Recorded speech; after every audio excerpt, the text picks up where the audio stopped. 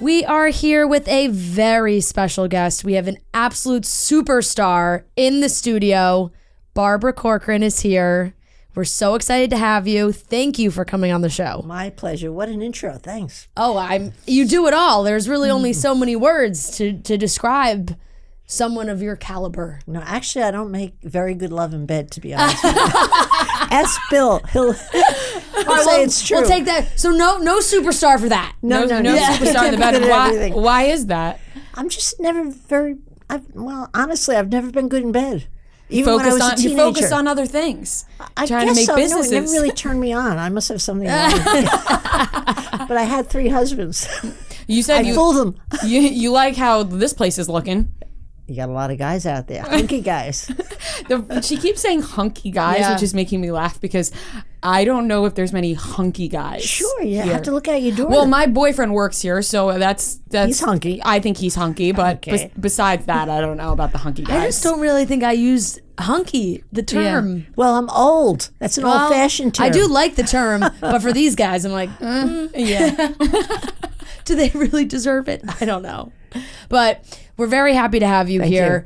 You have lived a lot of life in New York City, and we have been living in New York. She's in New Jersey now. I'm in Manhattan, but there's just been such a journey, and I would love to hear about like the early days of your time in New York City. Well, everything was cheap. It was very different. You had 3 roommates in a 1-bedroom, which you do today too, but you paid about $200 a month, and you're making as a secretary or a receptionist maybe $800 a month. So you had more than enough money to go out for dinner. Not the way anymore.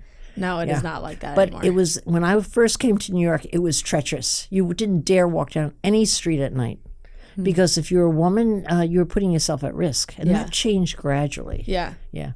And you were coming from New Jersey. A small town, New Jersey. Yeah. Where everybody knew everybody. You come to New York and nobody says hello to you, right? Yeah. Did you like your hometown in New Jersey? I liked it, but it was confining as anybody who's in one little town for a long time. Yeah. I was dying to get over the river to the other side. I also grew up in a small town in New Jersey, so I get that. Yeah, I don't know what constitutes a small town. Where everybody knows you. I think that's the definition. You do something wrong, you get caught. Yeah. That's a small town. Yeah, and then everybody's talking about it. Yeah. And everyone in the town knows what you did. And everybody has and they're telling your parents. Everybody has an opinion on it. Yeah. You're pretty attached to New York City, though. I love New York. There's no better place in the world. Really? I love it. I knew it the day I stepped foot. I was 21. And you know what really lit my fire? I was on East 86th Street walking from my new apartment with my roommates. And the guy on the corner who sold papers and candy, he said good morning to me. I asked his name thinking you do that in New York. And then the very next week, there was a different guy there in a different stand. And the week after that, there was a different guy again. I'm like, this town loves change. Wow, this is for me. And also, I learned that New York was the kind of town that didn't really give a damn who you were or where you're from. Really just was a town that, I guess, valued what you could do. What are you going to do for me? What are you going to do for me? And they paid you for that. Yeah. And so I thought it was a great town for me, my personality. Yeah. It's interesting to see how people become attached to New York City and some people have no attachment, like myself. I'm from New York, grew up on Long Island, traveled Did you live in the city? I did. I have lived in the city before. Yeah. And it just didn't, when I grew up on Long Island and I would come in and out of the city very often, I always was like, I really want to live in New York City. I'm dying to live in New York City. And then I lived here. And I part of it was a big chunk of the time that I lived in New York City, I think, was during COVID as well. Yeah. So I was confined in my apartment. It's hiding out. I know. And I did have a couple years before that here, but it's interesting to see some people who can come in and out and they don't get too attached to it versus people like you who I don't think you're ever going to leave. I will never leave. I'm going to be buried in Central Park. That's beautiful. If you love it that much. Yeah, I do love it that much. I don't think you spent enough time. You're only the second person in my life who said they didn't like New York City living here. And testing it out with COVID is like putting yourself in a plastic bag and seeing if you like the feeling of the place. I did have time here before, probably 2 years before that. Yeah. But I don't know, something about it. I didn't feel the attachment. You love it. I love it. Yeah. I will leave eventually. I'm just not there yet. But I do absolutely love it. I mean, of course, renting is No fun. a pain in the That's butt. that's it too. I mean, my favorite place to go to dinner is in the city. Favorite place to go out is in Yes. New York City. Yeah. It's just about the escape Yeah. after that. Yeah. And that's kind of funny because I never go out in New York City. My favorite place about New York City is walking the streets and having my neighborhood and grabbing the hot dog on the corner. You know, just the whole vibe of the town and the magic of the town and the talent here. I'm like, I always meet the most interesting and also the creepiest people going. Yeah. But that's what gives its flavor. It's like a giant crayon box with all these delicious colors, but not so much the restaurant. So you eat at the restaurants. I'll eat at the hot dogs. Hey, I love a good hot dog too. Yeah. I'm a big hot dog person. But you say you love walking around. How often are you getting stopped now and people pitching their ideas to you on the street? All the time. I mean, coming here, I hopped a cab and the guy was pitching me. He saw me in the rearview mirror. He goes, "Oh, you're that lady, right? I have an idea, but I have a great line I tell." I said, "According to my ABC contract, I'm not allowed to hear pitches, but you could submit it on abc.com." It saves me so much time. I've had birthday parties with my kids where people have come up, "Excuse me, just a selfie, just a minute, I have a pitch," you know. And I'm always giving people the time of day and the pictures and all, but that little trusty lie kind of works out. Yeah. really Does it ever happen where you do hear they get the idea fast enough and you hear it and you go, all the time. that might be pretty good. Yeah, but nothing sounds so good. Remember, I've invested in 150 businesses. I've made money on about 10% of them. Really? Yeah. So the minute someone's opening their mouth, I figure I got a 90% chance of losing another $100,000 here. Do I really want to listen? How much? And those are all coming from Shark Tank, or as Yes. I think a lot of people think if you can pitch on Shark Tank and you get the investment, you're on the road to riches. Right. What you are on the road for immediately is publicity. You become a star in yourself. You get the riches of the first night when it airs, and then on update, you get riches again. But in the end, 1 in 10 people succeed because it's not so easy to build a business. Easy to start, not so easy to build. I have a friend who was on Shark Tank. Oh, really? With his, Did I buy into them? but you loved them. Okay, I'm surprised you buy them if I love them. Yeah, him and his two brothers, three Probably brothers. liked the look of them. Yeah, the DeSico brothers. They're very handsome. Oh, they have I'm shocked I didn't buy super it. coffee. Yes. What was their product? Do you remember? A coffee drink. Yeah, coffee super with coffee. it's called I Super see. Coffee, and it was coffee with like it's protein and coffee. And now, I mean, they've expanded. It's now. really taken off now. They've expanded now, and Kidding. they're I was just everywhere. gonna say, I bet they're no good. No, they're they're They've everywhere only now. gotten more successful. Yeah, they have. I don't want to hear that story. Yeah. Well, it's funny you brought that up. But they brought up you after going on the show because they were like, "Oh, we thought maybe we were gonna get Barbara." Yeah, I can't picture myself buying a coffee product. Yeah. But I bought a lot of oddball products because I love the entrepreneurs. Yeah. And if you're telling me they're 4 good-looking guys, I'm Yeah. shocked I passed. Yeah, exactly. They are. Is there oftentimes where you see a company like that? Well, you didn't know that they had taken off, but a company that you saw come onto Shark Tank, I think it might have been Poppy is the soda brand, right? Her TikToks, I see them and she goes, when you get declined on Shark Tank, but now you've done this, this, and this. Is there oftentimes you see that and go, man, we should have invested? Or you kind of just like take your wins and losses? No, I'm happy for them. No, I don't ever think that. Because at the time, you make your best call, your shot. It moves fast, the show. It's usually about an hour and 20 minutes for a pitch. You see it at home in 8 minutes flat. They edit it down. So you got that hour and 20 minutes to take your chance. If you don't want to do it, you don't do it. And I don't know. I'm not the type of person that ever looks back and cries about stuff. It's such a waste of time. I'd rather look forward and find something else to laugh about, you know? How were you initially pitched to be a shark? Came in an oddball way. I was a contributor on the Today Show for real estate, which was my bailiwick. And I got a email from Mark Burnett, the biggest producer. I didn't know who he was. Actually, it was from his secretary. I'm making myself more important. I said yes to it right away. I thought it was a fishing show. They said no. It was buying business. I said yes. I signed the contract without looking at it. I mailed it right back, overnight express. I went out and bought myself a real leather set in Bergdorf Goodman's, 3 new outfits to sign autographs. I had this thing going in my head. It's stupid, but that's what was going on. And then 2 weeks later, about a week before I was supposed to go out, they called me and said they changed their mind. They hired another woman. Thank you very much. They used me as a second. Second, that's like being the ugly sister. Right? The understudy. Yeah. Yep. But I did what I did very well. I got pissed. Are you allowed to say that? Yes. Yeah. Okay, good. You can say whatever you want on here. Okay, good enough. I got pissed, and started feeling sorry for myself because I was embarrassed. I told all my friends, I'm going to Hollywood. I'm going to Hollywood. And then I sat down and wrote a email right to him. Mark, you've made a mistake. I consider this a compliment. When I've been rejected, my best things happen, blah, blah, blah, blah, blah. I gave him all the rejections in my life. Boom, bada, boom, bada, boom. Short, very short. And I said, I'd like you to invite both women out to compete for the seat.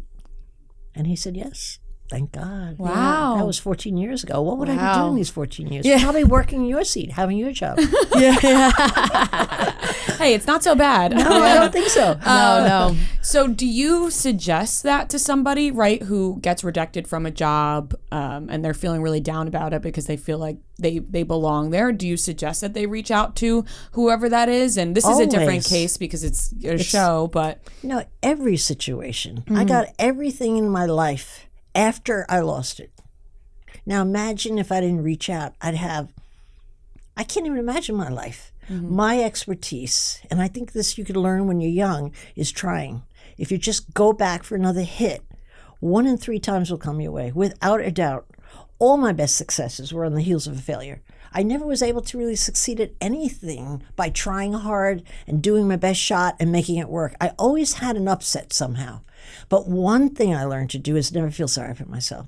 The minute you're pitying yourself, you're missing the opportunity. Somebody else is taking your spot. Just like that. So I think the best skill when you're young to develop is trying and getting used to rejection. If you get used to that and just keep getting back up, the world comes and serves you. It just comes. You get what you want out of life. Not everything, but you get 90% of it. Yeah. I just think that is a skill that's underestimated. I see so many young people afraid to try new jobs on. They hate a job. They won't quit. They won't start their own business. What for? I mean, you just got to go for it because they're afraid of failing. But failure is a wonderful thing because it moves you on to something else if you don't take it hard. Right. A lot of people go and sulk and feel sorry for themselves for a year or two. That's not so good. Yeah. But the more you do it, the more easily you get up, like a jack in the box. Boom, bada boom, bada boom. You get up, get up, get up. Yeah. You know? Yeah, that's really good advice. And maybe for a second you could feel sad, but like you said, when you take that year or two, that's a whole... Maybe a minute. Yeah. Things move quick. Yeah. Do you know, I've managed salespeople my whole life. I built a huge real estate company, and I used to study my salespeople, the young ones, the old ones, and try to figure out what makes the good ones that are making $2-3 million a year in commissions different from the ones that were averaging 45,000, say. And the only difference was the way they handled failure. I'm telling you, that was the only, and I studied them for years. I worked with them for years. And the same on Shark Tank. My great entrepreneurs at 10%, you slam them on the head and they get back up, well, hit me again, like a low IQ almost. You know? Yeah. I think that is really useful and great advice for anybody to have. And I feel like it can apply to many situations, not just rejections, just heartbreak.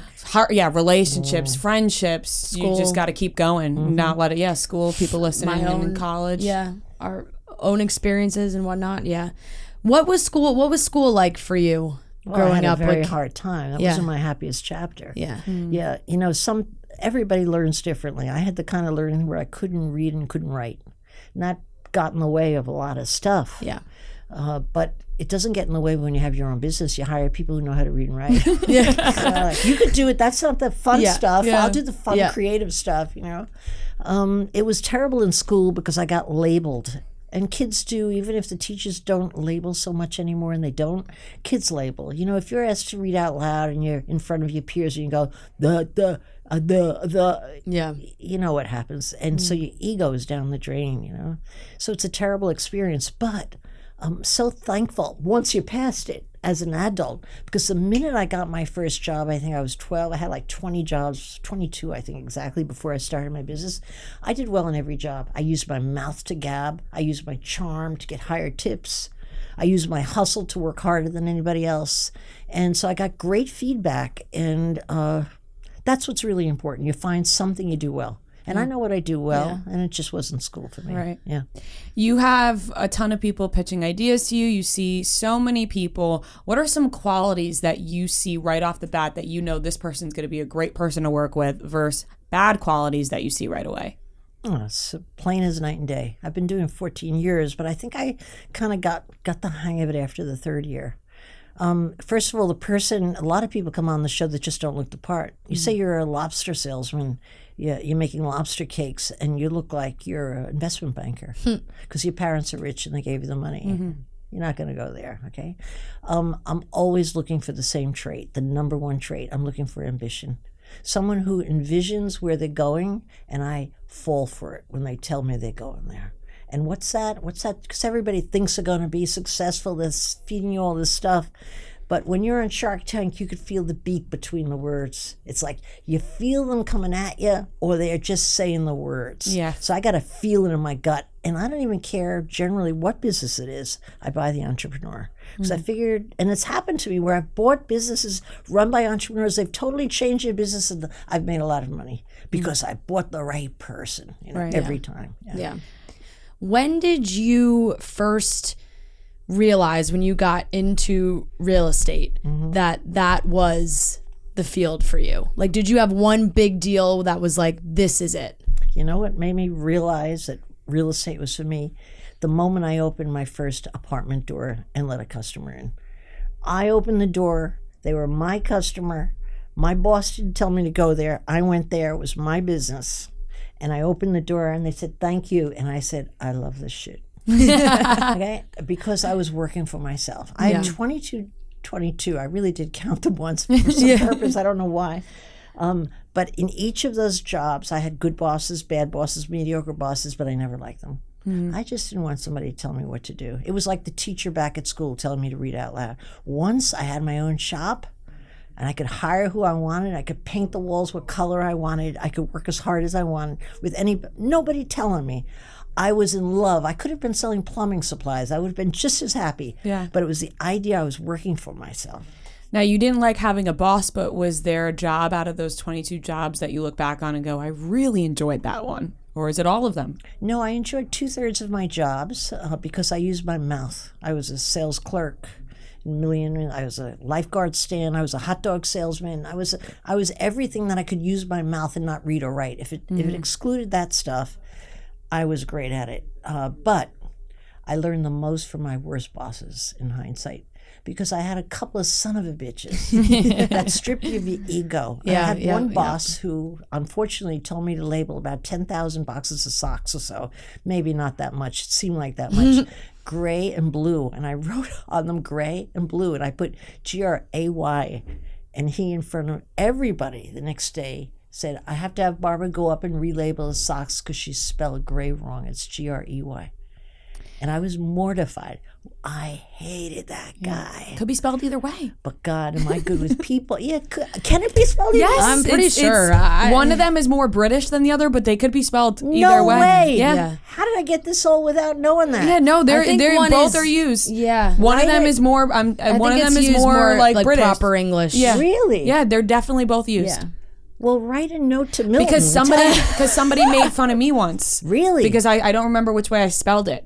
And it was an ex-boyfriend's brother. I remember this. This Wow. sticks with me. Yeah. And he insulted you by it? And my ex-boyfriend in high school's brother. I once wrote the word gray and I didn't spell it the way How he did thought you it was spell spelled. it? I can't remember exactly.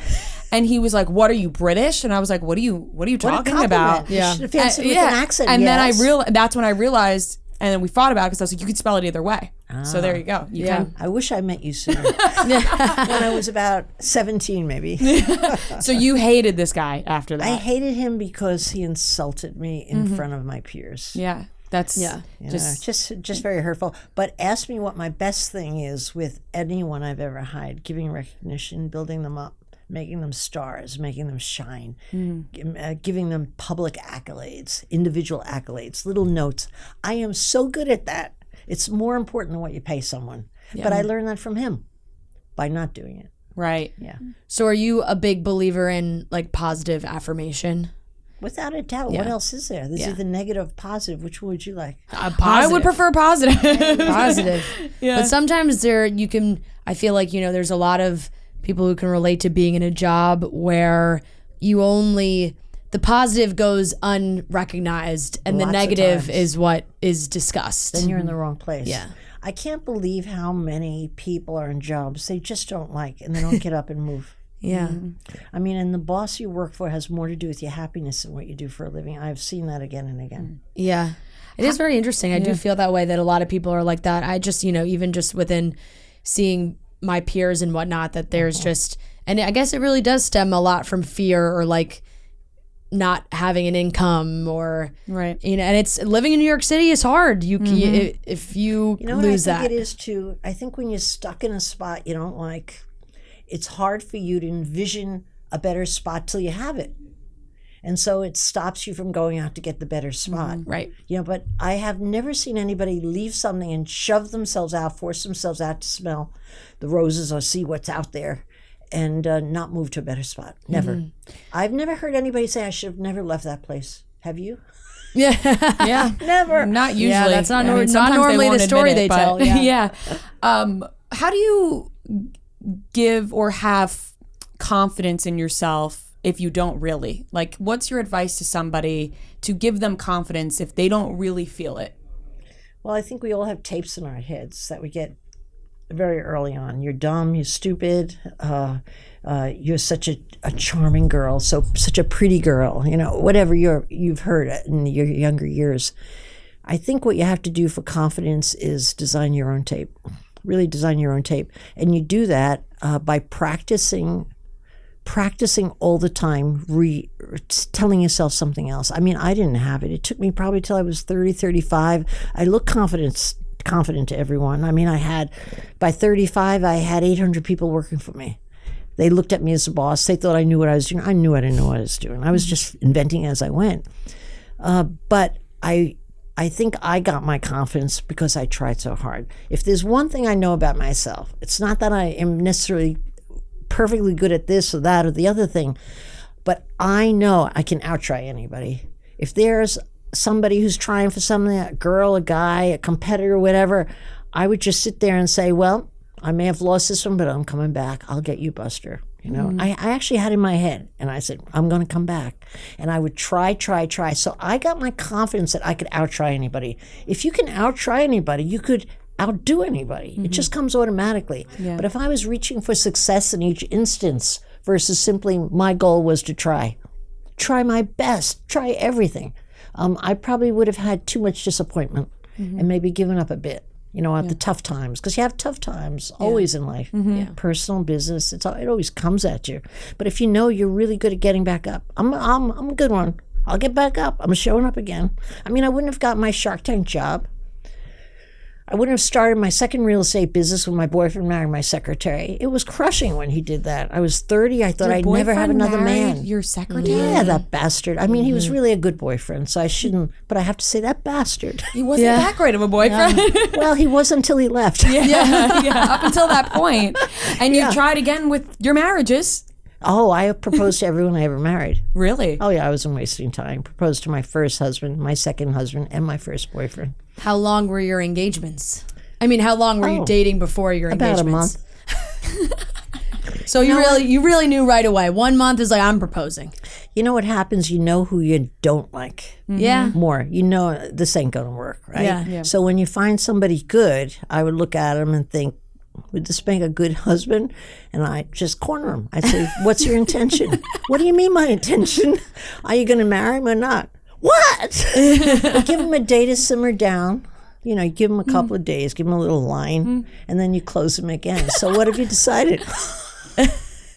That's hilarious. Is that really, maybe funny to you, but very successful for me? You're a go-getter. Yeah. You know what? I'm going to let some other chick get in there and get that guy? I don't think so. Yeah. You're going to close the deal. How long have you been married now? My first husband, 7 years to the itch. Okay. But I was marrying on the rebound. I was trying to beat my boyfriend and secretary to the altar, but they beat me by 3 weeks. And I performed that ceremony within 3 months. So I never thought they'd beat me to the altar. Yeah. It's a little disappointing. Are they still together? Well, it's so funny. Only because I recently heard, and because they have been together for years and years, had 3 children together, so they should have been together. I realize that. But recently she left with her tennis instructor. Oh my gosh. I'm Not sorry, the tennis instructor. I shouldn't have laughed. Yeah. But I did. Oh, that's classic. Well, yeah. Yep. But Just my comes back second around. husband has been 33 years. It feels like 150. Bill, he's not going anywhere. Yeah, even though you say you're not great in bed. I'm not good in bed. I don't believe you with the way you say it. Why? Wait, did you say 3 husbands? Well, my first boyfriend, I proposed to him, but he proposed to my secretary. Okay, yes. Yeah, that okay, didn't so work you out. were Gotcha. never actually married. Well, twice. Yes, actually Oh, married twice. twice. Yeah, but I was but with the him- first one was Yeah, not. I was with him for 11 years. Okay. It felt like, that's and I okay. raised Yeah, his 3 that's- children. It feels felt like a basically- marriage. Yes, Yeah. yes. Yeah. That when it's that long, it hurts just the same as if you signed the piece of paper or not. But maybe my real issue was I wasn't good in bed, and I never knew it then. But your secretary was. She must have been hot. But you know what? She was prettier than me. I had already cut my hair short because it's easier. She had long blonde hair, and she was 5 years younger than me. I didn't blame him. When I really looked at it objectively, I said, yeah, I would have married her too. Yeah. Oh my God. You know what? You have a positive outlook on things. Only after I came around the bend. At first, Yeah. it was debilitating. I could hardly walk. Yeah. I was so devastated. You know, you go through those times, Right. but you come out of it, right? Yeah. So we are, we're 2 girls in our 20s, and we both rent, but I feel like, especially with what has gone on with the pandemic and things changing, I want to know what your advice is to the 20-year-olds that are in these big cities that are trying to make the most out of their money, and their like real estate and just where they live takes up so much of that. Too much of it. Yeah. And there's no benefit to it. Think about it this way. You rent an apartment, the guy who owns the building is in charge. Typically a guy. He's going to raise your rent. It's regulated. You're at a no-win game. I believe the best thing you could do is buy something as fast as you can. And when you're in your 20s, you have a big ego.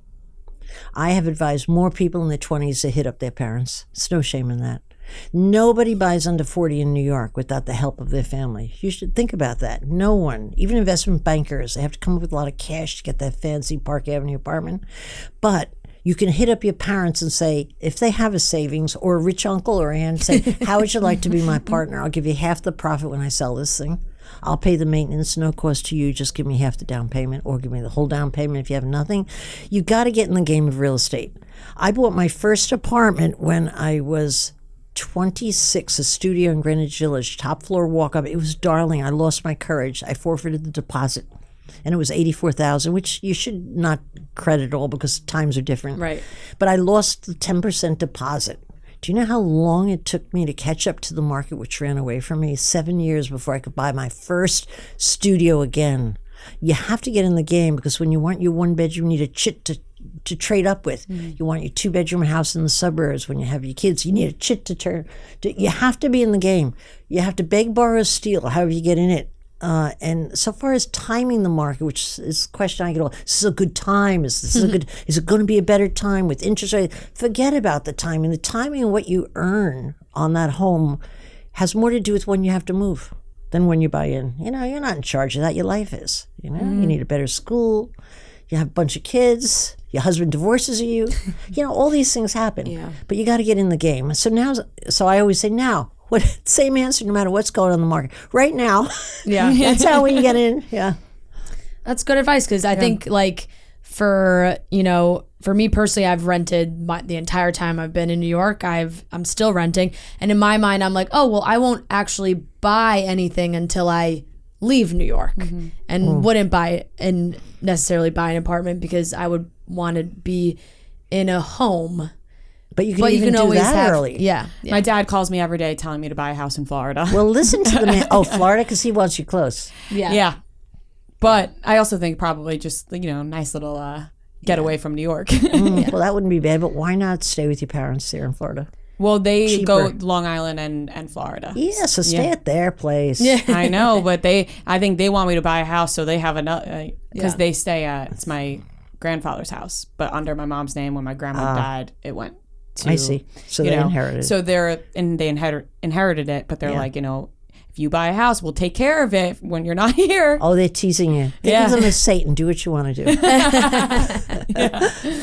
Well, Barbara, you are a busy lady, and you are not only doing Shark Tank, but you also have a podcast yourself. Yeah, I like that podcast a lot. Why do you like to do the podcast? Because, you know, I'm looking at it, I'm checking it out, and you can go anywhere from an hour to 20 minutes to 5 minutes. Like, I just feel like, is it just kind of, you think of, I want to get this out, I'm going to get this out, and it could be long, could be short, but this is what I want to say. You know, it is a podcast, and I'm sure you've experienced this, is very intimate. Yeah. You get to talk to people one-on-one. People tell me the craziest things. How do I leave my husband by Monday? Okay, how do I fire my mother? Okay, is this guy any good for me? But they ask me anything. But what I like about the podcast is I'm great at giving advice. I can zero in on someone, feel the words between the words, and give them advice. And then I get the prize of getting great feedback. I get people writing to me, email me, people visit my office to thank me. I get all kinds of good things, but I feel like I'm making a difference in people's lives. And if you think about it, whatever we do for a living, don't you like to make a difference in people's lives, even if it's just a couple of friends? Yeah. Yeah, so it expands my ability to change people's lives. Well, that sounds dramatic. Not change, but make a difference. Yeah, make somebody's day. Yeah, and I learn as much as they do, because I start to see different perspectives. Yeah. And I'm so appreciative for what I have and who I have and my health. I hear people's problems all the time. I guess I should be a shrink. Yeah.